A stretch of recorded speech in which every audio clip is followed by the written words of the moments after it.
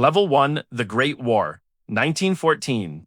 You don't know what war is yet. Nobody does. You are 19 years old and you enlist in August because the posters say it will be over by Christmas and because the men on your street are enlisting and because not enlisting means something about you that you don't want said out loud. You shake your father's hand at the train station. Your mother does not cry until you have turned the corner. The Western Front is nothing the posters prepared you for.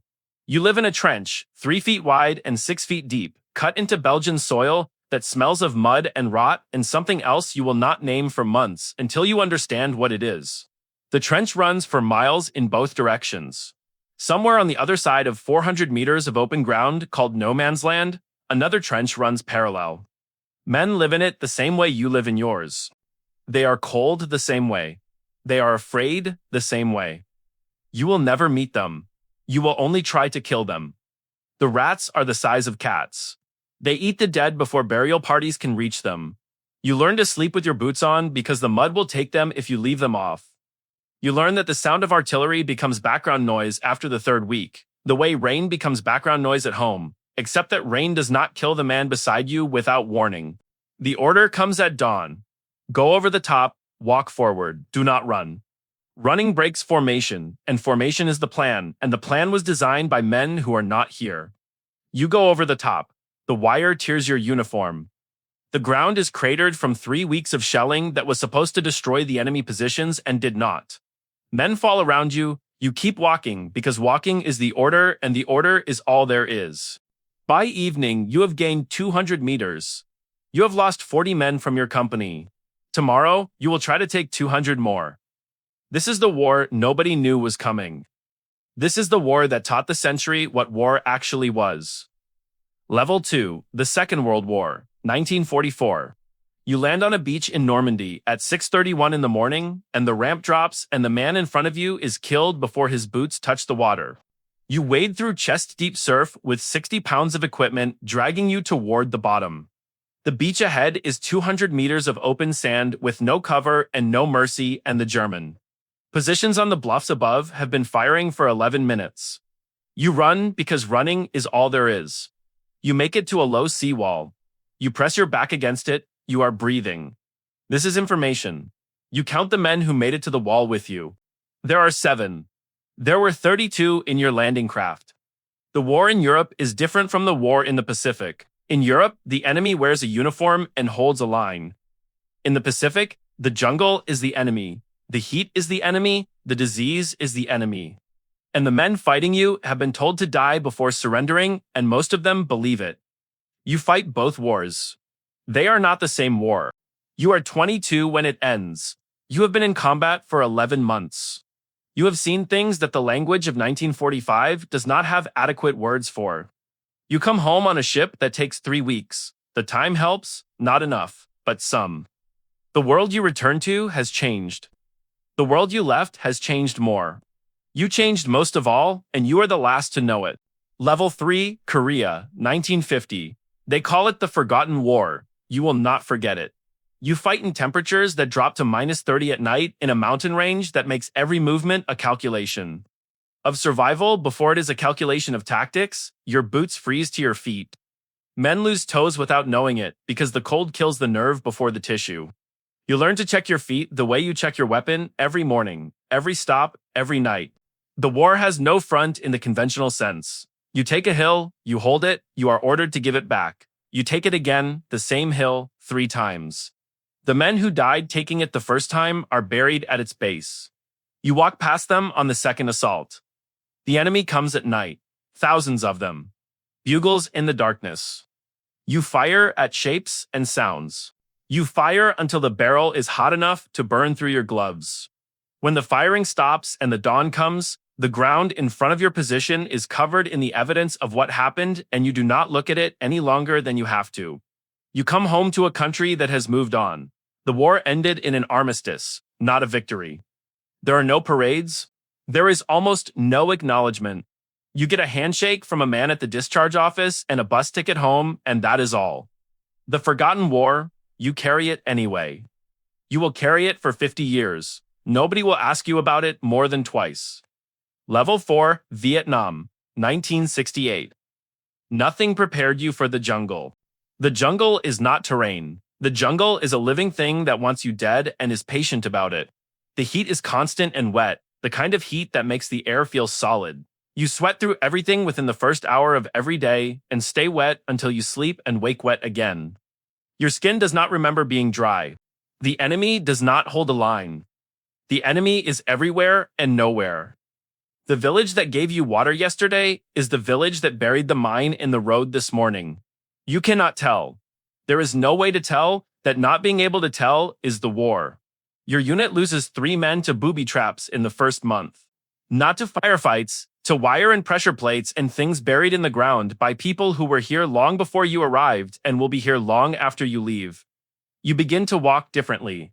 You watch the ground the way animals watch the ground. You develop a sixth sense for ground that has been disturbed, and you are wrong sometimes, and you try not to think about what wrong means here. You come home to an airport where someone calls you a name, not your name, a name for what you are. You are 24 years old and you have been in a jungle for 12 months and someone at an airport calls you a name and you stand there with your duffel bag and you do not know what to do with any of it. The war ends badly. Not for you personally, for everyone, for the whole project of it. You watch it on television from your parents' living room and you don't say anything and nobody asks you to. Level 5. The Gulf, 1991. This war is fast. 100 hours of ground combat. That is all. After 40 days of airstrikes that reshaped the Iraqi military's capacity to function, the ground war lasts for days and it is over. You have trained for years for a war that lasts 100 hours and then stops. The desert is its own kind of hostile. Not the cold of Korea, not the wet of Vietnam. A dry furnace heat that turns equipment and water and everything else into problems of temperature management. Sand gets into everything. Your weapon, your food, your lungs. You will be coughing sand for months after you return. The enemy surrenders in columns. Thousands of them.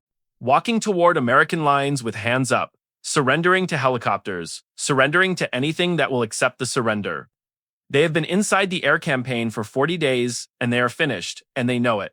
You process them, you give them water, some of them weep. You come home to a parade. The country needs a parade after Vietnam, and you are the parade. Yellow ribbons on every tree in your hometown. A banner at the high school. People shaking your hand at the grocery store for months afterward. The war was clean, they say. You know it was not clean. Clean wars do not exist. But you take the handshakes and you say thank you, and you try to believe that 100 hours of something terrible was worth the welcome home. Level 6, Iraq, 2003. The war was supposed to be over quickly. It wasn't. You arrive in Baghdad in the summer, and the summer in Baghdad is a physical assault. 50 degrees Celsius in body armor is not a temperature. It is a sustained emergency that your body manages 1 hour at a time. You drink 6 liters of water a day, and it is not enough. The conventional war ends in 3 weeks. The other war, the one nobody planned for, begins immediately after. No front lines, no uniformed enemy. A city of 7 million people, and anyone could be anyone, and the IED buried in the road does not announce itself. You run convoys, the same routes, day after day. You know that running the same routes makes you predictable, and predictable means visible, and visible means targeted, but the routes are the routes, and you run them. Every time you cross a bridge, you look at the water below and calculate. Every time you pass a pile of garbage on the side of the road, you calculate. You become a machine of constant calculation, and the calculation never stops, and that is the war. A friend is killed by a device made from a mobile phone and artillery shells that costs less than $20 to build. He is 26. He has a daughter who is 2. You go to the memorial service in a forward operating base chapel and you sit in a plastic chair and you stare at his photograph and you cannot make the mathematics of it work in any direction. You do 3 tours, 15 months each. You are home for 12 months between each one, which is enough time to almost remember who you were before and not enough time to become that person again before you leave. Level 7, Afghanistan. 2009, the longest war. You are fighting in mountains that have defeated every army that has ever entered them. The British came here in the 19th century and left. The Soviets came here in the 20th century and left. You are here in the 21st century and the mountains do not notice. The enemy is patient in a way that armies built on rotation schedules cannot match. You deploy for 9 months, they live here. You go home, they stay. You come back. They are still here. The mathematics of this is not complicated, and yet the war continues for 20 years, because the mathematics of it is not the only mathematics being done. You build schools, you build roads, you drink tea with elders who look at you with expressions that contain 20 years of experience with outside armies and their good intentions. The tea is good. The intentions are real. The schools are sometimes burned after you leave. You come home for the last time in 2021 and watch on television as everything you built is handed back in 11 days. You sit in the same chair your father sat in when Vietnam ended on television. You don't say anything. There is nothing adequate to say.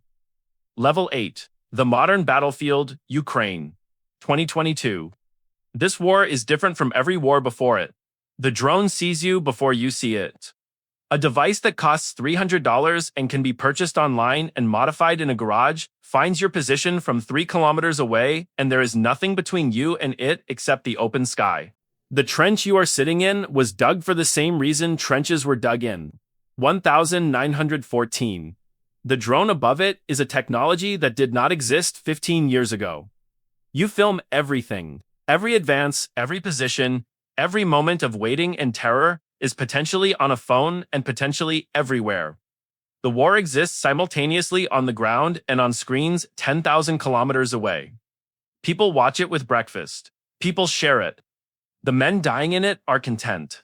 Artillery has not changed since the Second World War. The sound has not changed. The effect has not changed. You learn the incoming sound from the outgoing sound in the first week. The way soldiers have learned it for 100 years. Old knowledge, new drones, the same mud. The cold comes in November, the same cold as Korea, the same boots, different century. You fight for something you can name, your city, your street, your family who are still there. This is different from fighting for a policy or a doctrine or a line on a map decided by people who will never stand in this field. This is your field. This makes it different. This does not make it easier.